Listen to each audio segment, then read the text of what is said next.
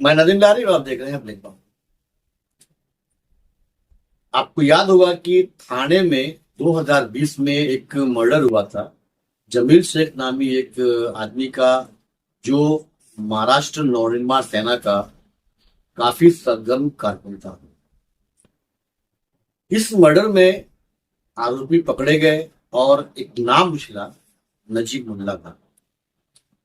ये नाम 12 इस मर्डर केस में आया दबा। 2020 से लेकर के 2024 तक के जमील शेख का परिवार इंसाफ के लिए दर ठोकरें खा रहा है। आज ही जिले में 11 नवंबर 2024 को जमील शेख का परिवार, उनके भाई, एहलिया और भी कई लोग उनके रिश्तेदारों में आए और आकर के उन्होंने प्रेस कॉन्फ्रेंस में अपना पूरा दर्द बयान किया। बता दें कि कल 10 नवंबर 2024 को मिलापे कोकन नाम एक प्रोग्राम में नजीब मुल्ला ने स्टेज पर से उन पर इल्जाम लगाया था कि जमील शेख का परिवार जितेंद्र अवार्ड से पैसे लेकर के उनके खिलाफ उमरा में आकर के मोर्चा खोल दिया। आज उसी इल्जाम का जवाब देने के लिए उन्होंने इस प्रेस कॉन्फ्रेंस को बुलाया था। प्रेस कॉन्फ्रेंस में जमील शेख के फैमिली के लोगों ने नजीब मुल्ला के इस इल्जाम का खंडन भी किया। साथ में उन्होंने डिटेल से बताया कि नजीब मुल्ला का इस पूरे मामले में इन्वॉल्वमेंट। आइए देखते हैं कि जमील शेख की फैमिली ने इस पूरे मामले में क्या कहा। पेश आपके सामने वीडियो।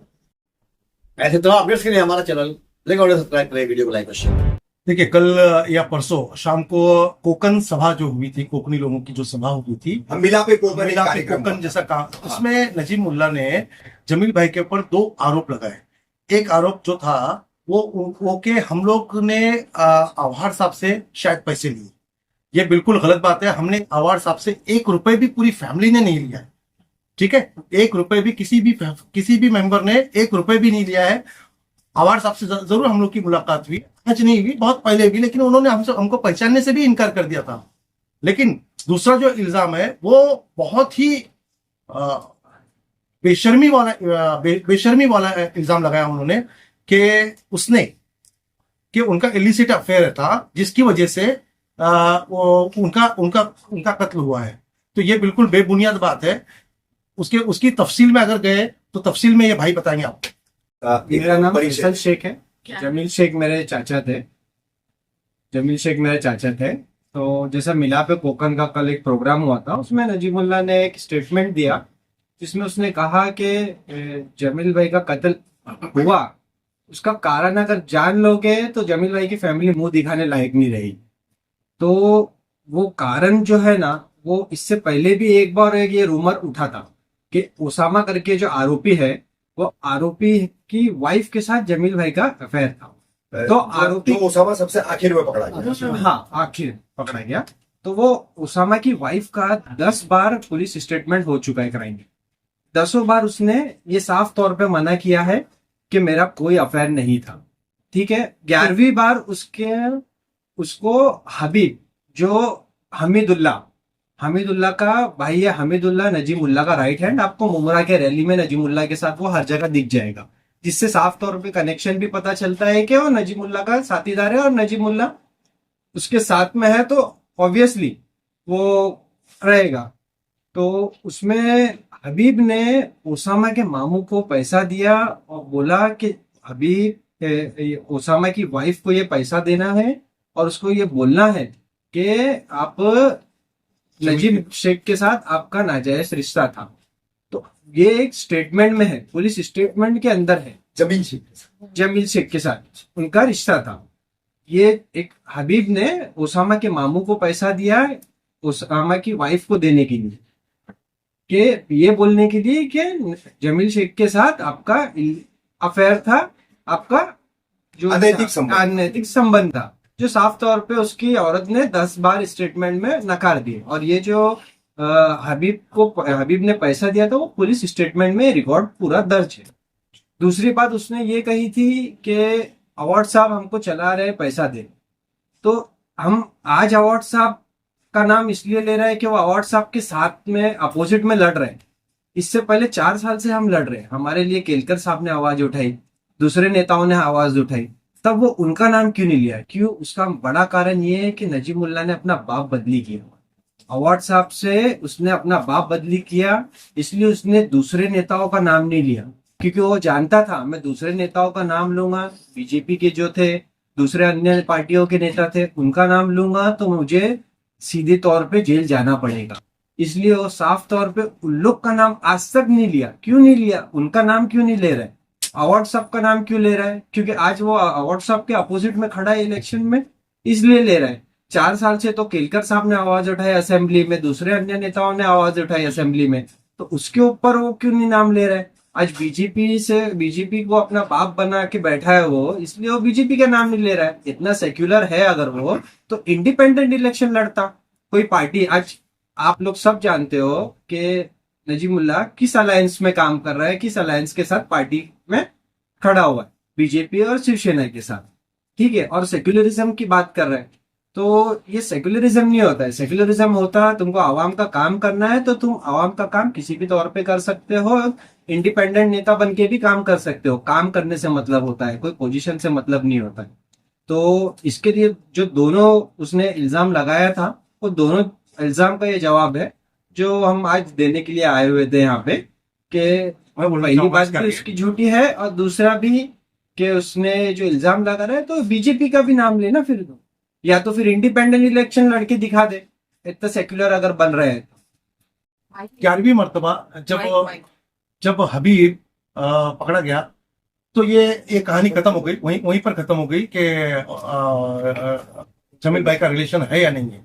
उसके बाद वापस से अप्रैल के आसपास में 23 में उसामा पकड़ा गया, तो उसकी बीवी को वापस से लेकर आया गया। जब उसकी बीवी से वापस से उसका इंट्रोगेशन अच्छे से हुआ, तब उसकी बीवी ने वापस से इनको जो उसके ऊपर इल्जाम था कि जमील भाई के साथ में रिलेशन है, वो उसने वापस से इनकार किया। और उसने ये भी बोला कि मुझे शादाब मामू ने पैसे दिए थे इस तरह की बयानबाजी करने के लिए, और शादाब मामू को हबीब ने पैसे दिए थे। तो इससे साबित हो जाता है कि नजीमुल्लाह के साथ में जो हमीदुल्लाह जो घूम रहा है उसका सगा छोटा भाई वो पैसे मुहैया करा रहा था उसामा की बीवी को, और इस तरह की बेबुनियाद इल्जाम लगा रहा था। वहां जेल में भी है आरोपी। तो साफ तौर से जाहिर हो रहा है कि नजीमुल्लाह का साथीदार राइट हैंड, उसका सगा छोटा भाई एक केस में इन्वॉल्व है, अरेस्टेड है, आज जेल में है। तो इससे क्या जाहिर होता है कि लिंक बनता है। लेकिन पूरा पॉलिटिकल प्रेशर होने के कारण नजीमुल्लाह पे हाथ नहीं आ रहा है। 120 एक्ट के अंदर अगर आप देखते हो, किसी का नाम नहीं होने के बावजूद भी पुलिस लोगों को अरेस्ट कर लेती है। लेकिन आज हम फैमिली वालों ने 120 के अंदर नजीमुल्लाह का नाम एफआईआर में भी दिया है, स्टेटमेंट में भी दिया है, प्लस यूपीएसटीएफ ने प्रेस नोट भी किया हुआ है। ओसामा खुद ने एक वीडियो बना के भेजा है जिसने उसमें नजीमुल्लाह का नाम दिया हुआ है कि नजीमुल्लाह ने हमको सुपारी दिया हुआ है। इतने सारे एविडेंस होने के बावजूद भी नजीमुल्लाह अरेस्ट नहीं हो रहा है। मतलब ये साफ तौर पे जाहिर हो रहा है कि उसको पॉलिटिकल प्रेशर होने के कारण पे उसको अरेस्ट नहीं किया जा रहा है, पूरा सपोर्ट मिला जा रहा है। वॉशिंग मशीन पार्टी में जाने के बाद वो साफ तौर पे अपने आप को बेगुनाह बताने की कोशिश कर रहा है। लेकिन अगर उसको इतना बेगुनाह है तो वो इंडिपेंडेंट लड़े और पार्टी छोड़ के लड़े, फिर आगे देखे कि क्या होता है। पैसा ही कमाना होता तो आज जमील शेख का मर्डर ही नहीं होता। पैसे कमाने के लिए बहुत सारे ऑफर पहले भी मिले गए, 2012 से लेके 2017 के इलेक्शन तक बहुत सारे करोड़ों के ऑफर मिले गए जमील शेख को। पैसा कमाना होता तो आज ये हम नौबत पे नहीं आते, आज ये मर्डर नहीं होता। एक मुसलमान को नमाज पढ़ के जो निकला है, वजू मुसलमान का कत्ल कराया गया, ये दूसरे मुसलमान ने करवाया। और जितने पकड़े गए आरोपी सभी मुसलमान, इसमें जो मेन मास्टरमाइंड है वो भी खुद नजीमुल्लाह मुसलमान अपना आपको रहनुमा बता रहा है मुसलमानों का, वो खुद मुसलमान है और मेन मास्टरमाइंड है इस मर्डर केस में। अब मुसलमानियत कहाँ गई उसकी ये मर्डर केस में? ये गुमराह करने की साफ तौर पे लोगों को कोशिश कर रहा है वो, क्योंकि उसको इलेक्शन लड़ना है, इसलिए वो लोगों को गुमराह करने की कोशिश कर रहा है। जमील शेख के जनाजे में तकरीबन 10 से 12 हजार लोगों ने शिरकत की थी। आपको पता होगा, ये हम लोग उनको शहीद बोलते हैं जमील भाई को, तो इतनी बड़ी उपलब्धि, इतना बड़ा जो मर्तबा मिलने के बाद भी उसके ऊपर इस तरह की ओछी लाछन नजीमुल्लाह की तरफ से डाली जा रही है, ये बहुत ही शर्मिंदगी वाली बात है, बहुत शेमफुल बात है। मैं कोकनी बिरादरी से अपील करता हूं, जो आपके प्रोग्राम में आके इस तरह की हरकत उसने किया है। जाहिर सी बात है, आप लोगों ने भी सोचा होगा कि शायद ये बेगुनाह है, लेकिन ये बेगुनाह नहीं है, ये 100% जेल में जाएगा। बस इसके ऊपर से जब थोड़े से संरक्षण हट जाए, सरकार चेंज हो जाए, तो याद रखिए सबसे पहले यही जेल जाएगा। मैं नजीमुल्ला साहब से नजीमुल्ला से मैं ये बोलना चाहती हूँ, 4 साल से कहाँ थे? अभी इलेक्शन के टाइम जमील शेख का मुद्दा उठा के आज भी जीतना है जमील शेख के नाम पे। 85 साल हो गया, रावोड़ी में कभी किसी का मर्डर नहीं हुआ, पर ये 2020 में जमील शेख का मर्डर हुआ। कहाँ थे आप लोग? नजीमुल्ला कहाँ था? आज तक मुझसे न मेरी बेटियों से मिलने नहीं आया। एक दौर था जब नजीमुल्ला और जमील शेख दोस्त थे, दोस्त के नाते तो आता मिलने मेरी बेटियों से और मुझसे।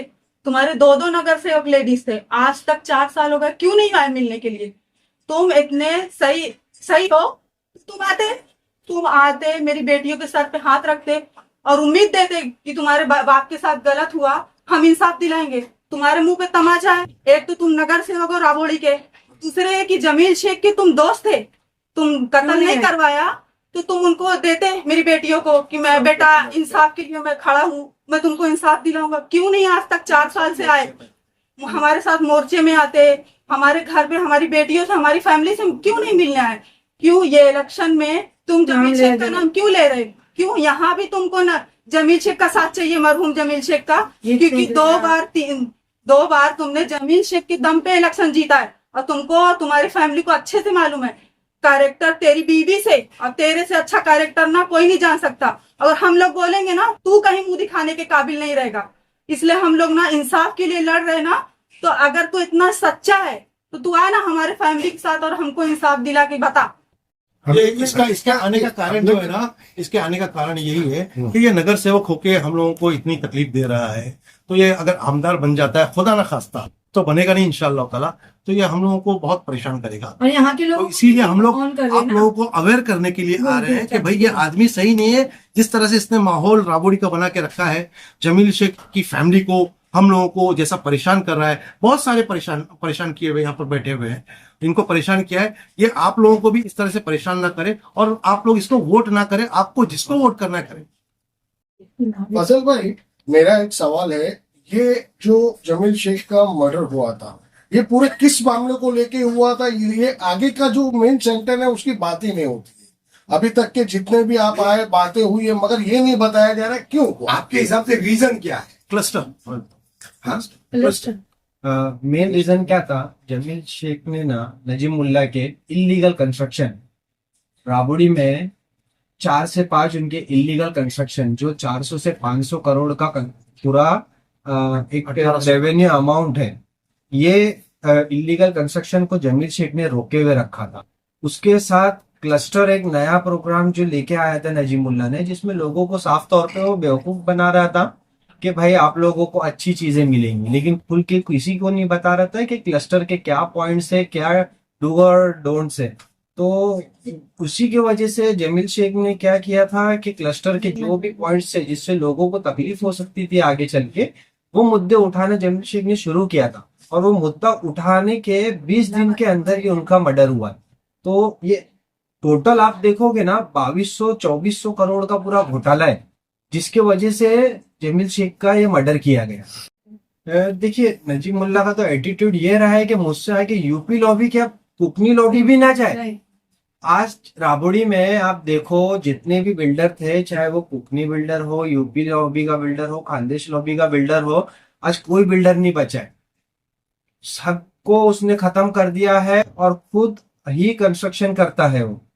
चाहे जिसका कंस्ट्रक्शन शुरू करता है, अभी हमारे जमील शेख की बिल्डिंग के पीछे एक पगदालू बिल्डिंग है, वो 15 साल से ऊपर हो गया तोड़ के, उसके ऊपर प्राइवेट बिल्डर दूसरा काम करने आया तो वहां पे आए कार्रवाई करवाई गई।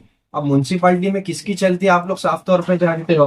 तो टीएमसी नजीमुल्ला खुद बोलता है कि भाई हमने सब टीएमसी से हम ही करवाते हैं। तो मतलब टीएमसी से आप लोग ये करवाते हो, तो ये कंस्ट्रक्शन जो हो रहा था प्राइवेट बिल्डर और लोगों का जो भला हो रहा था, तो वो भी शायद आपने ही करवाया होगा। तो इसका जवाब यही है कि वो किसी को आगे बढ़ने देना नहीं चाहता है। आप साफ किसी को भी देख लीजिए, उसके पार्टी से जो भी बिलोंग है, कोई भी बंदा उसके आगे वो जाने नहीं देता है। वो सिर्फ से और सिर्फ अपना ही काम आप खुद ही करता है और खुद पैसे कमाने के पीछे भागता है, क्योंकि उसको पैसे का एक लत लग चुका है। आज वो अकेला जिंदगी में जी रहा है, ना माँ है, ना बाप है, ना बीवी है, दो बीवी चली गई उसकी। क्या मतलब कैसी जिंदगी है ये पैसा कमा कहाँ लेके जाना है? सिकंदर बादशाह खाली चला गया, ये क्या करेगा पैसे लेके? तो ये अपनी जिंदगी देखे, पहले अपनी जिंदगी सुधार ले, पहले अपना मुंह छुपाने के लायक हो जाए अच्छे से, बाद में फिर दूसरों को बोले कि भाई आप लोग मुंह छुपाने के लायक नहीं रहोगे। मेरा नाम शीश सिद्दीकी है। मैं रहने वाला राबड़ी का हूँ और मैं बिलोंग करता हूँ उत्तर प्रदेश से, जिसके कारण से ना वो उत्तर प्रदेश यूपी वाले से ना वो बहुत चिढ़ता है। उसने क्या किया, जिस दिन कतरी बिल्डिंग का ना स्लैब गिरा, मैं वो बिल्डिंग में रहता था, मैं वो बिल्डिंग खाली करके ना, इनका रूम खाली था वहां पे, तो वो रूम को ना मैंने 1 साल का भाड़ा पूरा एडवांस में दिया। उसको मालूम पड़ा कि मैं सेकेंड राबड़ी में रहने के लिए आया हूँ, तो क्या बोलता है रूम वाले को, भैया जो पहली राबड़ी की गंदगी है वो सेकेंड राबड़ी में नहीं आना चाहिए। मतलब पहली राबड़ी का भैया सेकेंड राबड़ी में नहीं आना चाहिए। ये चीज से मेरा काफी दिल दुखा था। और उसके बाद में मेरी जिस दिन शादी हुई थी, उससे 10-15 दिन के बाद में मुझे जॉब पे से निकलवा दिया, ताकि मैं उसके पास जाऊं, उसके पास जाके खड़े रहूं, उसे गिड़गिड़ाऊं, मतलब मैं उसके साथ में हो जाऊं। उसने काफी सारे ऐसे हम लोग के ऊपर फोर्स किए कि हम लोग उसके पास चले जाए, मगर अल्लाह का शुक्र है कि हम लोग झुके नहीं।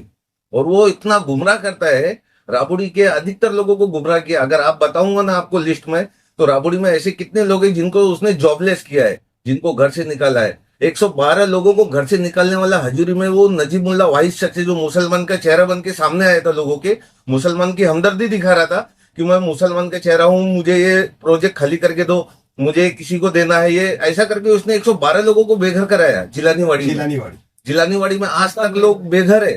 ये राबड़ी को क्लस्टर के नाम पे इतना लूटना चाहता है। ये तो खुद के घर के लोगों को ना संडास बाथरूम का उसने बायोमेट्रिक कराया हुआ है। ये चीज हम लोग ने मीडिया में रफीक भाई के सामने शायद हम लोग ने बोला हुआ है, जमील भाई ने ये चीज बोला है। आज जो नजीमुल्ला चुनाव प्रचार यहाँ पे कर रहा है, मुमरा वालों से वोट मांग रहा है, तो क्या कहेंगे? बेफजूल है। उसके हमेशा दिमाग में ना गुर्दो गुबार भरा हुआ रहता है। वो लोगों के लिए बिल्कुल अच्छा नहीं सोचता। वो यहाँ भी रहेगा तो जैसे राबड़ी में उसने कुछ लोगों को सताया, मुमरा बड़ा इलाका है, मुमरा में और ज्यादा लोगों को सताएगा। यहाँ पे आएगा तो सबसे पहले यूपी लॉबी वाले के जो कारोबार चल रहे भंगर वाले के, सबसे पहले उसके ऊपर अटैक करेगा, उसके उसमें उसका खाचा कमीशन रखेगा। वो किसी को भी सुख से काम करने देखना नहीं चाहता है। अगर किसी को मालूम पड़ेगा ये अच्छी जगह लगा, मेरे पास नहीं आ रहा है, मेरे अगेंस्ट जा रहा है, उसको जॉब से निकलवा देगा, उसका काम बंद करा देगा, धंधा बंद करेगा, पुलिस की रेड गिराएगा। सारे हथकंडे अपनाता है आदमी को झुकाने के लिए।